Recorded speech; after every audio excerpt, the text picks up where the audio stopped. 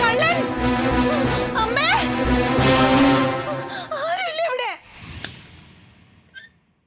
അമ്മേ! കള്ളൻ! അമ്മേ! ആരെങ്കിലും ഓടി വരണേ.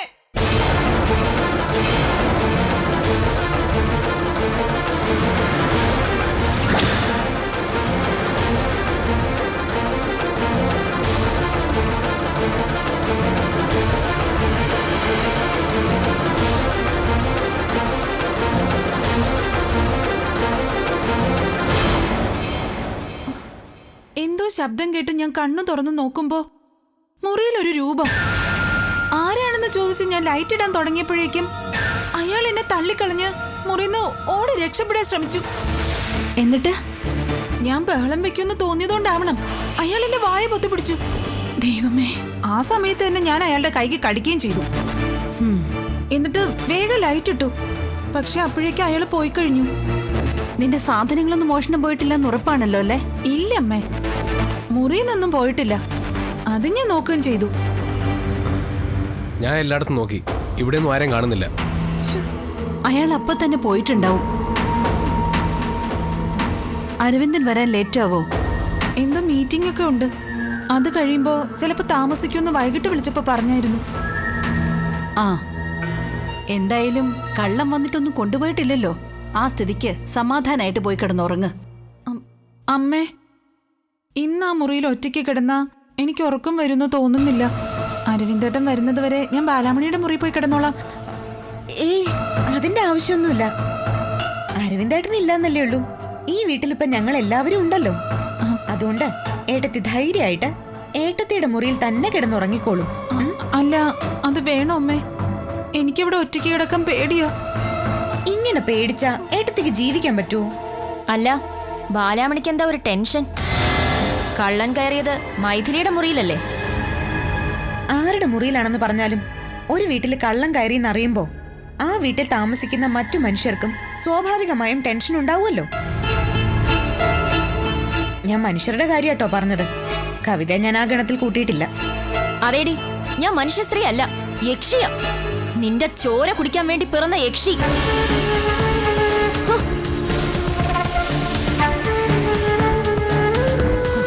സ്വയം താൻ ആരാണെന്ന് അവൾക്ക് തന്നെ ഒരു തിരിച്ചറിവുണ്ട്. ആ, നിങ്ങൾ പോയി കിടക്ക.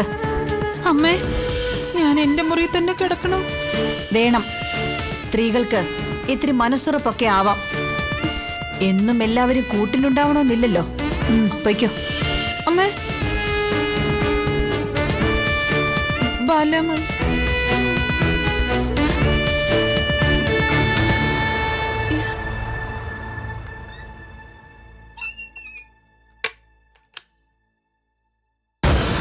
ഭാഗ്യത്തിന് ഏട്ടത്തിക്ക് ആളെ മനസ്സിലായിട്ടില്ല അരവിന്ദേട്ടൻ. ഞാൻ തെറ്റാ ചെയ്തത്. അവളെ സംശയിക്കാൻ പാടില്ലായിരുന്നു. ഭാര്യയ്ക്കും ഭർത്താവിനും അന്യോന്യം സംശയം തോന്നാം, അത് സ്വാഭാവികമല്ലേ. പക്ഷേ അത് പരസ്പരം മനസ്സ് തുറന്ന് സംസാരിക്കാൻ തയ്യാറാവുന്നിടത്തെ സ്നേഹത്തിന് സ്ഥാനമുള്ളൂ. സംഭവിച്ചത് എന്താണെന്ന് ഞാൻ ഇപ്പൊ തന്നെ മൈഥിലിയോട് പറയാം. വേണ്ട, ഇനി അത് പറയണ്ട. പറയണമായിരുന്നെങ്കിൽ അത് നിങ്ങളുടെ റൂമിൽ വെച്ച് തന്നെ ആകാമായിരുന്നു. മൈഥിലി ബഹളം വെച്ചപ്പോ പെട്ടെന്ന് എന്താ ചെയ്യുന്നതെന്ന് എനിക്ക് അറിയില്ലായിരുന്നു. അതാ അങ്ങനെ സംഭവിച്ചു പോയത്. ഇനി ഇതേക്കുറിച്ച് ഒരിക്കലും അരവിന്ദേട്ടൻ ഏട്ടത്തിയോട് സംസാരിക്കരുത്. ഏട്ടത്തിയോടെന്നല്ല, ആരോടും. ഇന്ന് നടന്ന കാര്യങ്ങളൊന്നും മറ്റാരും അറിയണ്ട. ഇന്നത്തേടം കൊണ്ടത് തീർന്നു. ആരോടും അതിന് പറയില്ലാന്ന് അരവിന്ദേട്ടൻ അഴകത്തമ്മയെ പിടിച്ച് സത്യം ചെയ്യും. ബാലാമണി, സത്യം, ഇന്ന് നടന്ന കാര്യങ്ങളൊന്നും ആരും അറിയില്ല. ഞാനായിട്ട് ആരോടും പറയില്ല. ഏട്ടത്തി ആകെ പേടിച്ചിരിക്കുക. അരവിന്ദേട്ടൻ വേഗം ചെല്ല്. ആ,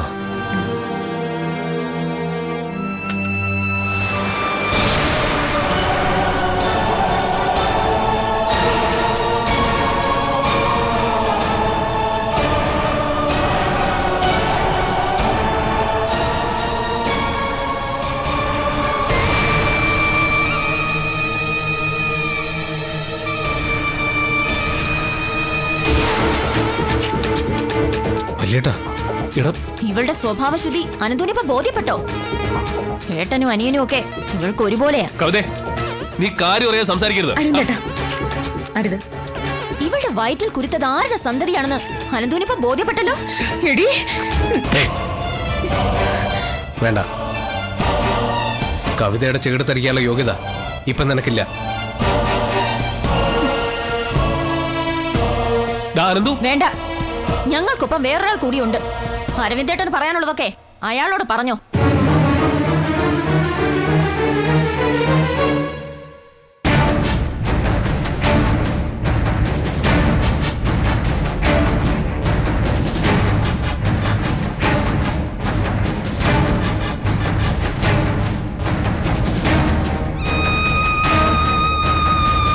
നീ ഇത്തരക്കാരിയാണെന്ന് ഞാൻ വിചാരിച്ചില്ല. ഇങ്ങനെ മുറി പിടിച്ച് കയറ്റിയപ്പോ ഇവന്റെ ഏട്ടനാണെന്നെങ്കിലും നിനക്കൊന്ന് ഓർക്കായിരുന്നു. മൈഥിലി എടുത്ത് വേണ്ട, നിങ്ങൾ രണ്ടുപേരും ഇനി എന്നോടൊന്നും സംസാരിക്കണ്ട. പറയാനുള്ളത് അമ്മയോട് പറഞ്ഞാ മതി. എന്താ വേണ്ടതെന്ന് അമ്മ തീരുമാനിക്കട്ടെ.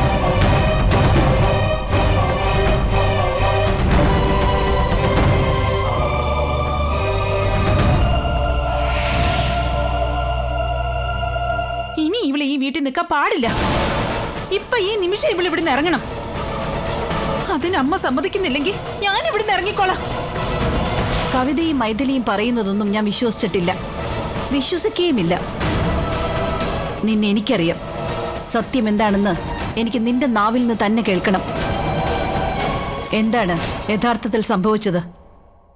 ഞാനൊരു തെറ്റും ചെയ്തിട്ടില്ല. ഇതിൽ കൂടുതൽ ഒന്നും പറയാൻ എനിക്ക് കഴിയുകയില്ല. അമ്മ എന്നെ നിർബന്ധിക്കരുത്. അങ്ങനെ വാശി പിടിക്കല്ലേ ബാലാമണി. കാണരുതാത്ത സാഹചര്യത്തിൽ നിന്നെയും അരവിന്ദേട്ടനെയും ഞങ്ങൾ കണ്ടു. അവിടെ എന്തായിരിക്കും സംഭവിച്ചതെന്ന് ഞങ്ങൾക്ക് ഊഹിക്കാവുന്നതേ ഉള്ളൂ. എന്നിട്ടും അമ്മ ഇവളോട് ഇനിയും വിശദീകരണം ചോദിക്കുന്നതാ എനിക്ക് മനസ്സിലാവാത്തത്. ഞാൻ എന്ത് ചെയ്യണമെന്നും എങ്ങനെ ചെയ്യണമെന്നും ഞാൻ തീരുമാനിച്ചോളാം. അതിനെനിക്ക് നിന്റെ ഉപദേശമൊന്നും വേണ്ട. ആഹാ, എങ്കിൽ എന്താന്ന് വെച്ചാ എത്രയും പെട്ടെന്ന് അമ്മ തീരുമാനിക്ക്. ദേ, ഇവളെ പോലൊരു വൃത്തികെട്ടവൾ കഴിയുന്നിടത്ത് ഞാൻ താമസിക്കില്ല. ഇവൾക്ക് ചേട്ടനായാലും അനിയനായാലും ഒരുപോലെയല്ലേ. ആണുങ്ങളെ വലവീശി പിടിക്കാൻ നടക്കുന്ന വൃത്തികെട്ടവള്. മൈഥിലി നിർത്ത. ബാലാമണിയെ പറ്റി ഇനി നീ വൃത്തിയായിട്ട് വിളിച്ച് പറഞ്ഞ അടിച്ച് നിന്റെ ചെവിക്കുറ്റി പൊടിക്കും. ആഹാ, ഇവളെ പറയുമ്പോ നിങ്ങൾക്ക് നോവുന്നുണ്ടല്ലേ? എങ്കിലും ഞാൻ ഇനിയും പറയും. നീ പറയത്തില്ല. ഞാൻ പറയും. പറയടി. ഇവളെ പിഴയാ, വൃത്തികെട്ടവള്. അരവിന്ദാ,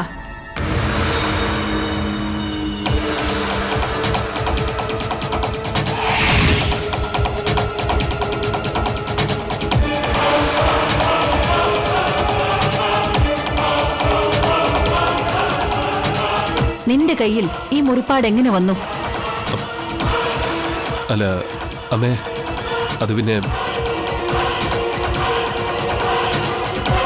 നടന്നത് എന്താണെന്ന് അപ്പൊ നീയോ ബാലാമണിയോ പറയില്ല. എങ്കിൽ ഞാൻ മനസ്സിലാക്കിയ സത്യം അങ്ങോട്ട് പറയാം.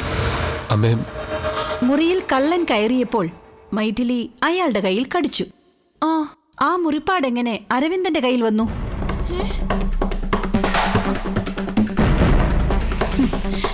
നീ എന്തിനാ സ്വന്തം മുറിയിൽ ഒളിച്ചു കയറിയത്? മൈഥിലിയാണ് അഴകത്ത് സ്വർണം മോഷ്ടിച്ചതെന്ന് നിനക്ക് സംശയം ഉണ്ടായിരുന്നുവല്ലേ? നീ ആ മുറിയിൽ അതിനുള്ള തെളിവ് തേടുകയായിരുന്നു. മൈഥിലി വന്ന് ബഹളം വച്ചപ്പോൾ നീ ആദ്യം അവളുടെ വായു പൊത്തിപ്പിടിച്ചു. അപ്പോഴാ അവള് നിന്നെ കടിച്ചത്.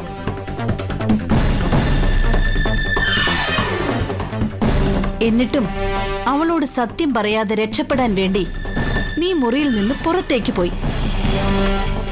മൈഥിലിയുടെ കരച്ചിൽ കേട്ട് എല്ലാവരും ഉണർന്നു വന്നപ്പോൾ അഭയം തേടി നീ ചെന്നത് ബാലാമണിയുടെ മുൻപിലാ. അവള് നിന്നെ മുറിയിൽ ഒളിപ്പിക്കുകയും ചെയ്തു. ഇതല്ലേ സത്യത്തിൽ സംഭവിച്ചത്? അതെ അമ്മേ.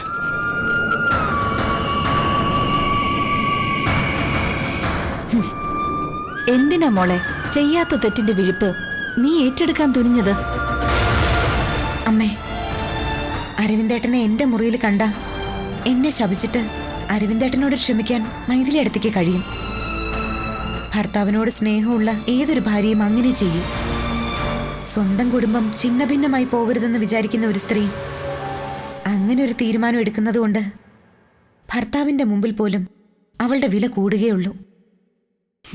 പക്ഷേ സ്വർണം മോഷ്ടിച്ചത് മൈഥിലി ഏട്ടത്തിയാണെന്ന് അരവിന്ദേട്ടന് സംശയമുണ്ടെന്ന് ഏട്ടത്തി അറിഞ്ഞ പിന്നെ ഏട്ടത്തിക്ക് അത് സഹിക്കാൻ പറ്റില്ല. ഏട്ടത്തിക്കെന്നല്ല, അഭിമാനമുള്ള ഒരു പെണ്ണിനും തന്നെ സംശയിക്കുന്ന ഭർത്താവിനെ അംഗീകരിക്കാനോ സ്നേഹിക്കാനോ കഴിയില്ല. അതറിയാവുന്നതുകൊണ്ട് അമ്മേ ഞാൻ ഒന്നും പറയാതിരുന്നത്. പിഴച്ചുപോയ പെണ്ണാണ് ഞാനെന്ന് മൈഥിലിയെടുത്തി പറഞ്ഞ് ഞാനത് സഹിച്ചോളാം. ഏട്ടത്തിയുടെ കുടുംബം തകരാതിരിക്കുമല്ലോ, എനിക്കത് മതി.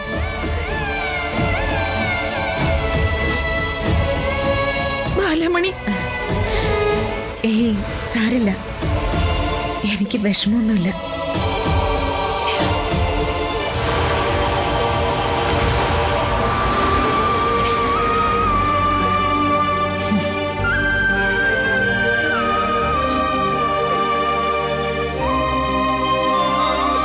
ഇല്ലേട്ടാ,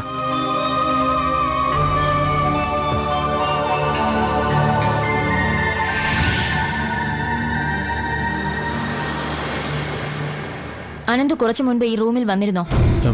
ഞാനോ? ഏയ്, ഞാൻ വന്നില്ല. ഞാൻ ഇങ്ങോട്ട് വന്നില്ല. അപ്പോ അത് അരവിന്ദേട്ടൻ തന്നെ ആയിരിക്കും. അരവിന്ദേട്ടനോ? അരവിന്ദേട്ടൻ എന്തിനാ ഈ റൂമിലേക്ക് വരുന്നത്?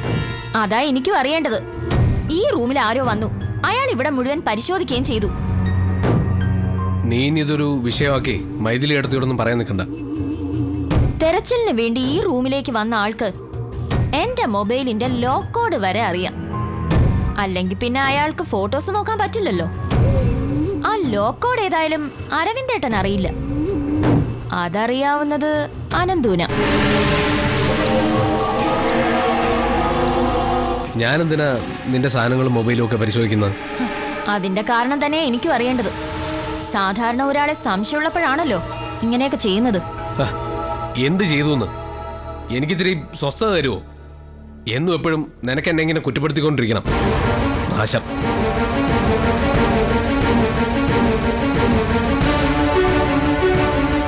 അപ്പോ അനന്തു ആ ഫോട്ടോസ് കണ്ടിട്ടില്ല. കണ്ടിരുന്നെങ്കിൽ പ്രതികരണം ഒരിക്കലും ഇങ്ങനെ ആയിരിക്കില്ലല്ലോ. അനന്തുവിന്റെ മനസ്സിലെ ആ സംശയം വളരാൻ അനുവദിച്ചുകൂടാ. അതെനിക്ക് അപകടമാണ്.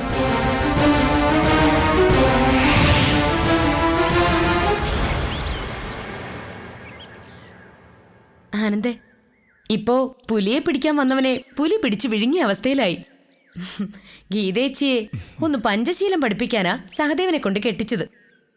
അതിപ്പോ ഇരട്ടി ബാധ്യതയായി. എന്തുപറ്റി? ഇനി എന്തു പറ്റാനാ? ചേച്ചി ഇപ്പോഴും പുലിയാ, സഹദേവൻ പൂച്ചയും. പേരിനൊരു താലി കഴുത്തിലുണ്ടെന്നല്ലാതെ ഒരു തരത്തിലും സഹദേവന്റെ ഭാര്യ ആയിട്ടില്ല ഗീതേച്ചി. അയാൾക്ക് ചേച്ചിയെ പേടിയാ. രാത്രി ചേച്ചി പുറത്തിറക്കി വിട്ട് വാതിലടയ്ക്കുന്ന കണ്ടപ്പോ കഷ്ടം തോന്നി. സഹദേവൻ പാവാ, സ്നേഹിക്കാൻ അറിയുന്നവനാ. അതുകൊണ്ടാ ഭാര്യ മരിച്ചിട്ടും സഹദേവൻ മറ്റൊരു കല്യാണം കഴിക്കാതിരുന്നേ. അയ്യോ, പാവമായി പോയതല്ലേ ആനന്ദെ കുഴപ്പമായത്. അത്രയ്ക്ക് പാവം പിടിച്ച ആളെ ചേച്ചിയിട്ട് കൊല്ലാക്കൊല ചെയ്യില്ലേ? പാവം എന്നതുകൊണ്ട് ഞാൻ ഉദ്ദേശിച്ച അർത്ഥമല്ല അഭി ഉദ്ദേശിച്ചത്. തന്റെ ഇടവില്ലാത്ത ആളൊന്നും അല്ല Sahadevan. He's a gentleman. Maximum താഴും, വേണ്ടി വന്ന കാൽ വരെ പിടിക്കും. അത് കഴിഞ്ഞുള്ളൊരു സഹദേവനെ ഞാൻ കണ്ടിട്ടുണ്ട്. പേടിക്കും, മുട്ട് കൂട്ടി ഇടിച്ച് പേടിക്കും. നേരാണോ? വിശ്വസിക്കാവോ?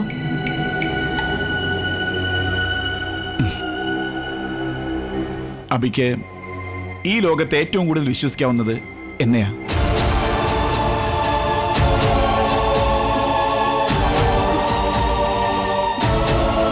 എന്റെ വാക്കുകളാ.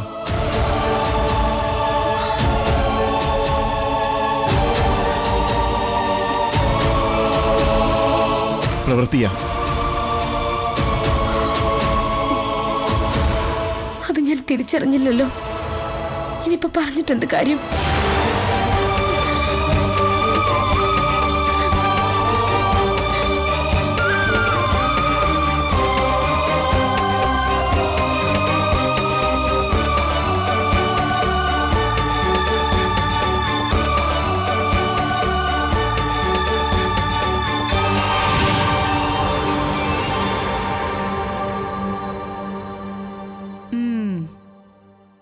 നിങ്ങളുടെ കൈപ്പുണ്യം ഞാൻ സമ്മതിച്ചു തന്നിരിക്കുന്നു. ഓരോ കറികൾക്കും എന്താ രുചി! സത്യം പറഞ്ഞ ഇത്രയും നല്ല ഭക്ഷണം ഞാൻ അടുത്ത കാലത്തൊന്നും കഴിച്ചിട്ടേ ഇല്ല.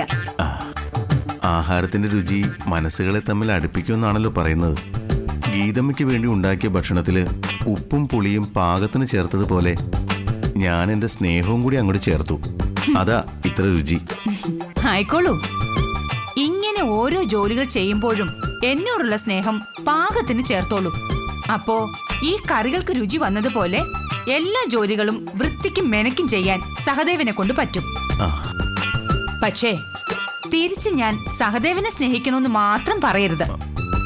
എന്നെ കൊണ്ട് അതിന് കഴിയില്ല. എനിക്ക് അതിന്റെ ആവശ്യവും ഇല്ല. അങ്ങനെ ഞാൻ ഗീതമ്മയോട് പറഞ്ഞില്ലല്ലോ. ഗീതമ്മയ്ക്ക് എന്നെ സ്നേഹിക്കണമെന്ന് എപ്പോ തോന്നുവോ അപ്പൊ സ്നേഹിച്ചാ മതി. അത് നല്ലൊരു തീരുമാനമാ. എന്റെ സ്നേഹത്തിനു വേണ്ടി കാത്തിരിക്കുന്ന സഹദേവൻ. ഗീതമ്മേ, ഞാൻ ഒരു കാര്യം പറഞ്ഞോട്ടെ. അത് എൻ്റെ ഒരു ആഗ്രഹമാണ്. പറ്റില്ല എന്ന് മാത്രം ഗീതമ്മ പറയരുത്. ആദ്യം നിങ്ങൾ കാര്യം എന്താണെന്ന് പറ. ഗീതമ്മ എൻ്റെ നാടും വീടും ഒന്നും കണ്ടിട്ടില്ലല്ലോ. നമുക്ക് അവിടം വരെ ഒന്ന് പോയാലോ? താനേ തനിച്ചങ്ങ് പോയാ മതി. കൂട്ടിന് ഗീതമ്മയെ പ്രതീക്ഷിക്കണ്ട. അതൊക്കെ ഞാൻ തന്നോട് കല്യാണത്തിന് മുന്നേ തന്നെ പറഞ്ഞതാ. അന്നെല്ലാം തല കുലുക്കി സമ്മതിച്ചിട്ട് ഇപ്പൊ അത് മാറ്റി പറയാ. താൻ എന്താടോ കരുതിയത്? തന്റെ പഞ്ചാര വർത്തമാനം കേൾക്കുമ്പോ ഈ ഗീതമ്മ സ്വന്തം തീരുമാനം മാറ്റുമെന്നോ? എങ്കിൽ താൻ കേട്ടോ, ഈ ഗീതമ്മയ്ക്ക് ഒരേ ഒരു തീരുമാനമേ ഉള്ളൂ.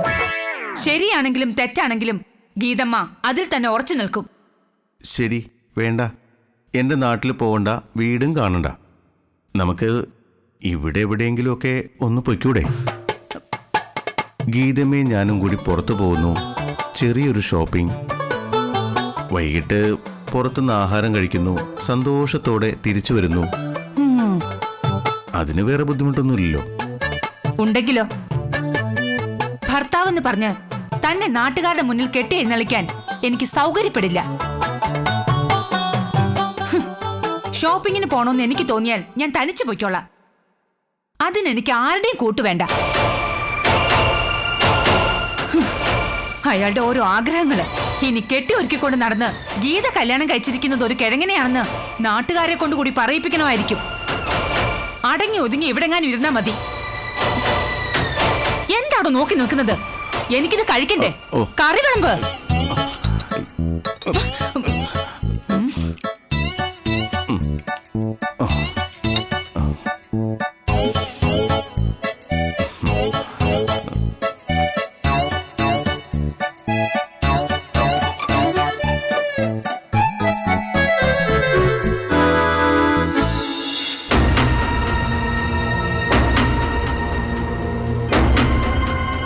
സഹദേവ, നീ വാ, വന്നു വല്ലതും കഴിക്ക്. എനിക്കൊന്നും വേണ്ട. അതെന്താ വേണ്ടാത്തത്? എല്ലാം ഉണ്ടാക്കിയത് നീയല്ലേ. എന്നിട്ടിപ്പോ കഴിക്കുന്നില്ലെന്ന് പറഞ്ഞാൽ എങ്ങനെയാ? ഒന്നും ഞാൻ എനിക്ക് കഴിക്കാൻ വേണ്ടി ഉണ്ടാക്കിയതല്ലോ. കഴിക്കേണ്ടവർ കഴിച്ച ഏമ്പക്കവും വിട്ടുപോയി. നീ ഇത്ര തൊട്ടാവാടിയാണോ? എടാ, നിന്നോട് വന്ന് കഴിക്കാനാ പറഞ്ഞത്. ഞാൻ വരുന്നില്ല എന്ന് പറഞ്ഞില്ലേ?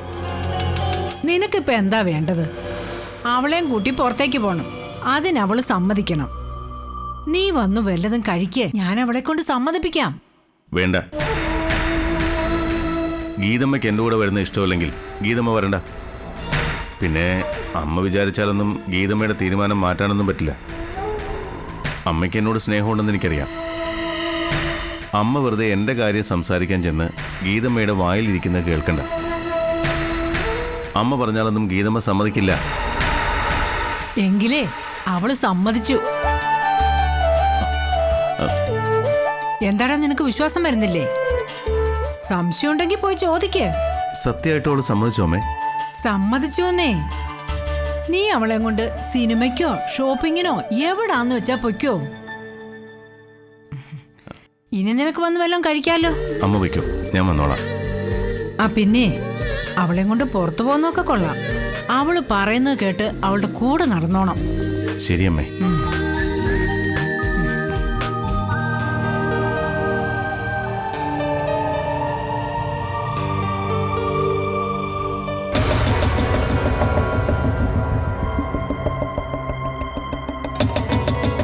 ഹലോ.